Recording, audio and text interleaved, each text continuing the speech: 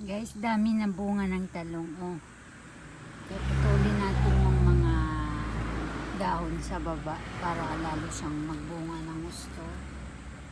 Yun ang sikreto kapag para dumami yung bunga daw, kailangan na pruning tayo.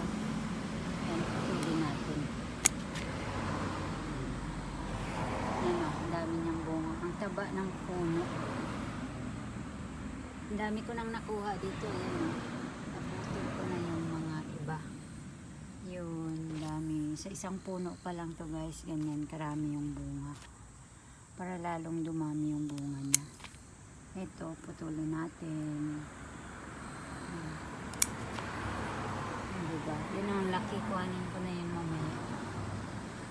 Yung iba maliit pa. Dito lang ito banda sa bahay guys. Hindi doon sa gulayan.